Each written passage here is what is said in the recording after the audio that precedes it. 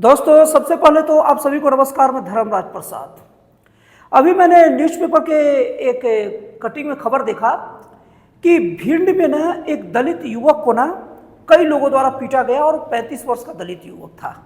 अब उस युवक का नाम नहीं दिया गया है, केवल ये दिया गया है ना कि दलित युवक को पीटा गया। अब उसका अगर कारण भी नहीं दिया है कि मतलब किस कारण से विवाद हुआ, किस कारण से नहीं हुआ, बस दलित को पीटा गया। ये जो चीज देखने में समान लगती है, लेकिन कभी आपने नोटिस किया है कि वो दलित व्यक्ति दलित होने के नाम पर पीटा गया या कोई और काम से पीटा गया? क्योंकि दो लोग के बीच में लड़ाई का कारण बहुत सारा होता है। एक तो व्यवहार होता है या कोई चीज की लालच या कोई चीज का लेकर विवाद और झगड़े का कारण बनता है। और वो झगड़े का कारण अगर केवल दलित होना ना हो तो ये कहना ही अपने आप में गलत बात होता है कि दलित को पीटा गया। सामान्य तौर पर उसका नाम लेकर कहा जाए कि पीटा गया, लेकिन ये इस देश का ना परंपरा में शामिल है और हमारा देश का कोर्ट भी कहता है और कई कई हाई कोर्ट के फैसले में आए हैं।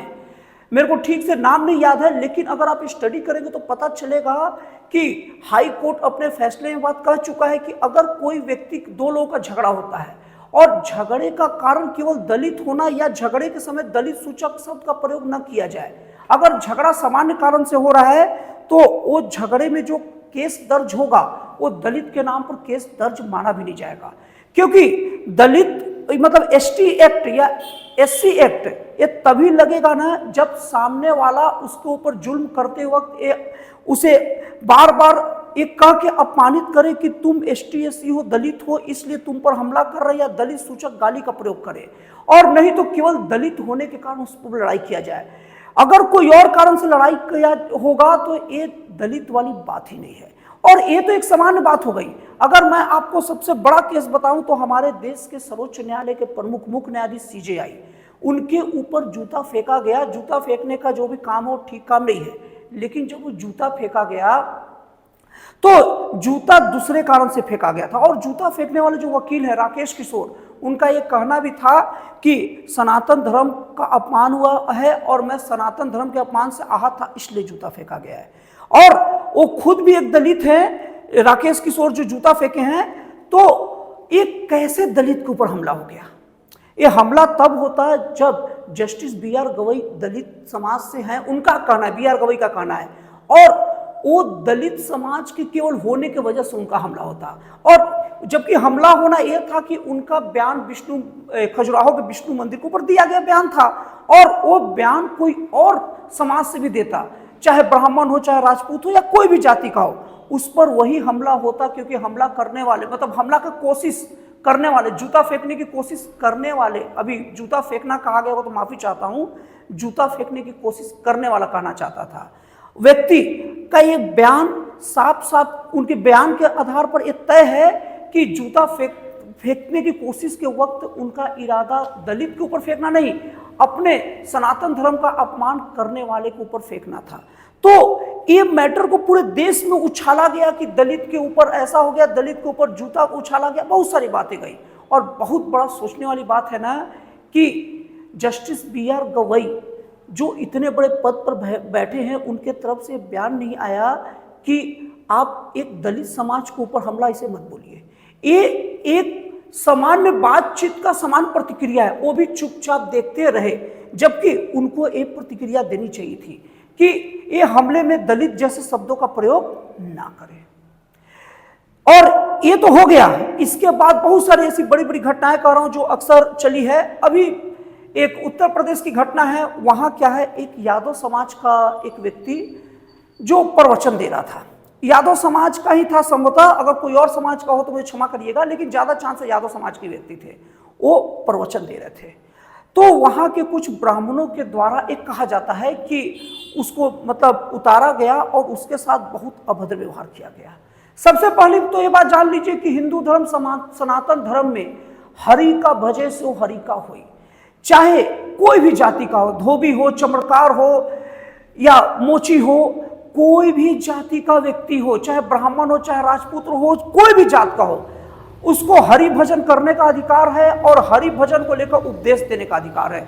उसको पूजा करने का अधिकार है, पूजा कराने का अधिकार है, और सर खुल के मंच पर अपना कोई भी प्रवचन करने का अधिकार है।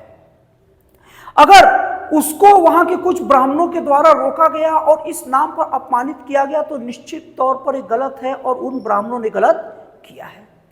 तो इसको इस बात को लेकर जब देश में फैलाया गया कि दलित के ऊपर ब्राह्मणों के द्वारा हमला है, यहां ध्यान दीजिए, वहां पूरे ब्राह्मण नहीं थे, कुछ ब्राह्मण थे, तो वो कुछ ब्राह्मणों के ऊपर केस होता, कार्रवाई होता, बात खत्म था। लेकिन उसको लेकर पूरे देश के ब्राह्मणों को अपमानित किया गया।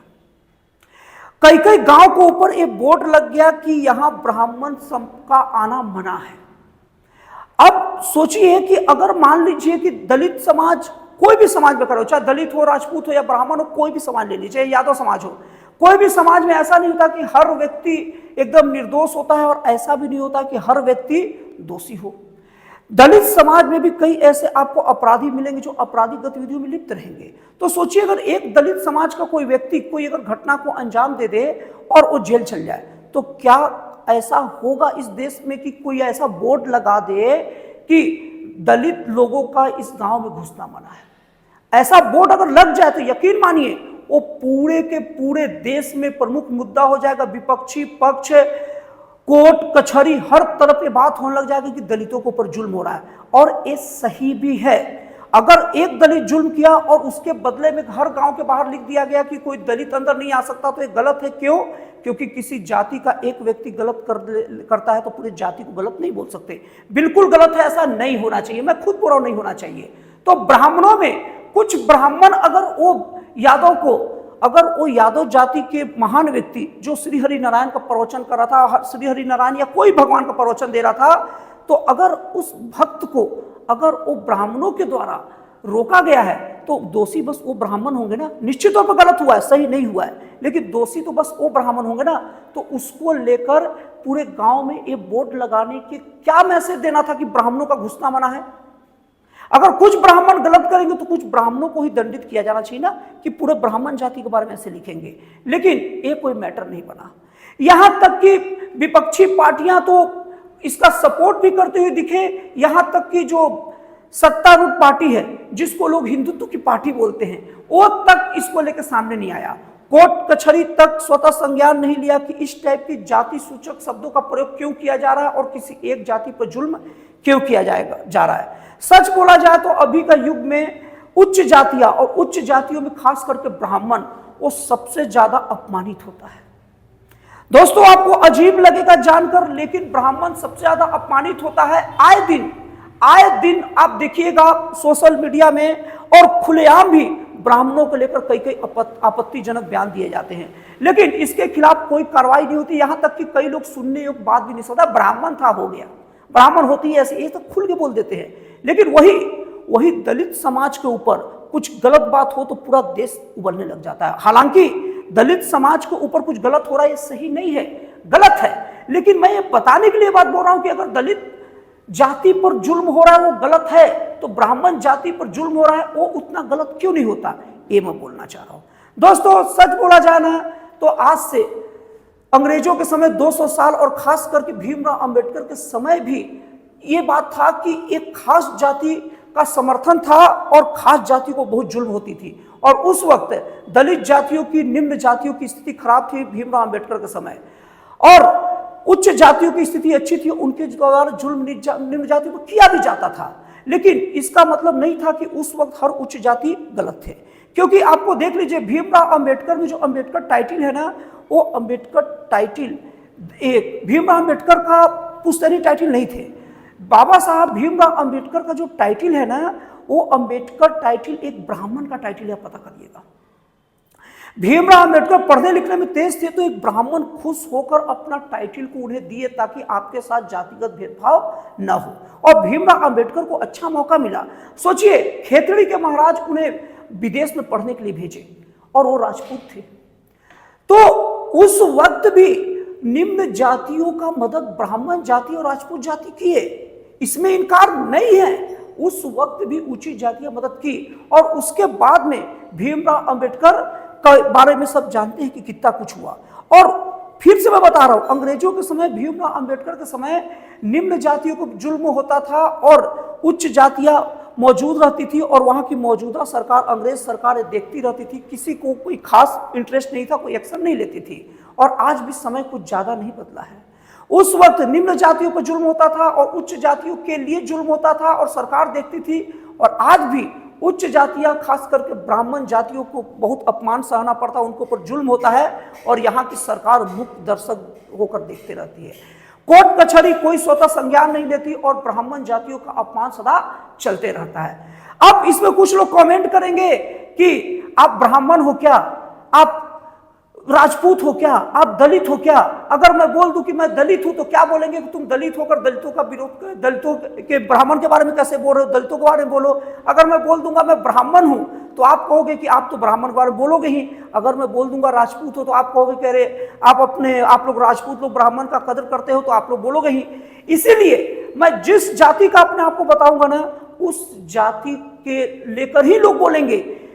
मैं सबसे पहली बात, मैं कोई जाति को होकर बोलना ही नहीं चाहता। मैं एक सनातन धर्म के उस नियम के हिसाब से बोलना चाहता हूं कि जाति पाति पूछे नहीं कोई, हरि का भजे सो हरि का होई। ये परंपरा कब शुरू होगा और कब ऐसा होगा ना कि कोई एक खास जातियों को टारगेट नहीं किया जाएगा। कब ऐसा समय आएगा कि जाति प्रथा सचमुच खत्म होगी। जाति प्रथा में कोई बदलाव नहीं आया है। पहले उच्च जातियां निम्न पर करती थी और अब निम्न जातियों का सपोर्ट तो है लेकिन उच्च जातियों पर जुल्म हो रहा है। कब ऐसा समय आएगा कि कोई जाति को लेकर कोई बात नहीं होगा। अगर दो लोग में झगड़ा होगा ना तो सीधे दो लोगों का झगड़ा कहा जाएगा, उसकी जाति नहीं गिनी जाएगी। अगर कोई एक व्यक्ति कोई अपराध को अंजाम देगा तो ये माना जाएगा वो व्यक्ति अपराध किया, वो जाति वाला अपराध नहीं किया है। अगर एक जाति के ऊपर जुल्म होगा, एक जाति का किसी पर्सन पर जुल्म होगा तो ये माना जाएगा उस पर्सन पर जुल्म हुआ, उस जाति पर जुल्म नहीं हुआ है। कब होगा? अगर आपके पास इस सवाल का जवाब हो तो प्लीज बताइए। और अगर मेरे बताने में कुछ 19-20 आगे पीछे हो तो भी मुझे बताइए। और आप लोग कहां से हैं ये भी मुझे बताइए। तो दोस्तों फिर मिलते हैं अगले वीडियो में एक जन कल्याणकारी और एक राष्ट्रवाद से प्रेरित नए विचारों के साथ।